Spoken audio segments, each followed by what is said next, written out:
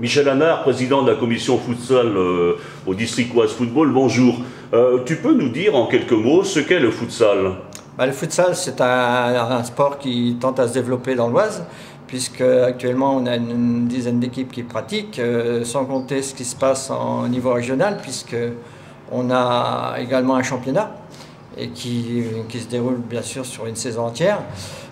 Il y a ça, la coupe nationale, il y a diverses coupes. Enfin, on voit que ce sport nouveau prend un peu d'essor.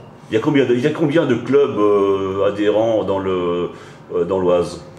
Dans l'Oise, on en a une dizaine, 10 équipes actuellement. D'accord. Nous sommes à la recherche de nouveaux clubs d'ailleurs, qui peuvent s'inscrire quand ils le veulent. Alors pour faire du futsal, il faut quoi?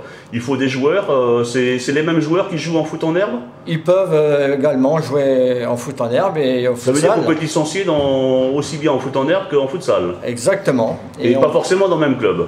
Pas forcément dans le même club, il suffit simplement d'avoir l'accord du club d'appartenance et puis intégrer une équipe de futsal, bien sûr, avec cet accord, comme je viens de le préciser. Les championnats de foot sur herbe se déroulent généralement le dimanche, tandis que les championnats de futsal sont en semaine, je crois. Exactement, chez nous, ça se déroule du mardi au jeudi soir, justement pour ne pas faire ombrage sur le foot en herbe. Ça veut dire qu'un joueur peut jouer en futsal en milieu de semaine et jouer sur herbe le dimanche. Exactement. Alors qu'est-ce qu'il faut pour jouer au futsal? Il faut bien sûr des salles.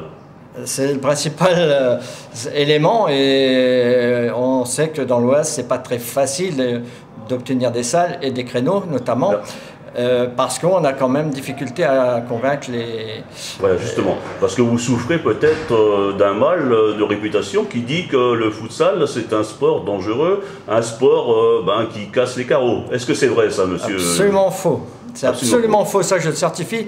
D'ailleurs, il y a très peu de blessés en futsal, il y en a beaucoup moins que le foot traditionnel, et on ne casse absolument rien puisqu'il y a un ballon spécifique qui a été créé à ce niveau et qui ne détériore absolument pas.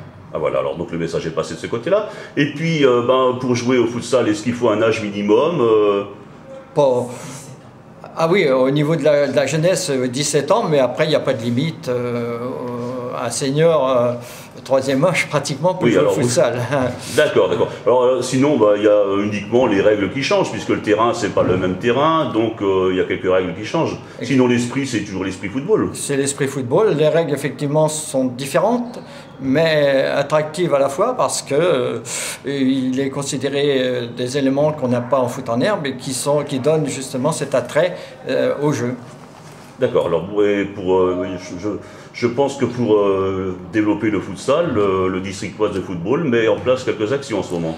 Le district met effectivement en place des actions par son aide financière, par plein d'éléments, et on a bien sûr la considération du président qui nous pousse à développer ce sport. Oui, j'entendais parler tout à l'heure de licences peu onéreuses finalement. La licence a un prix attractif qui est de 2,48 € ou 50, mais qui est vraiment à un niveau bas pour une licence de football. Et bien sûr, pour jouer au futsal et pour avoir tout renseignement, il suffit de contacter le district de l'Oise. Voilà. Ou l'un des présidents, puisqu'on est sur les sites, on est joignable, que ce soit moi ou les autres membres de la commission, puisqu'il y a une commission futsal spécifique à ce sport qui s'active justement à la promotion.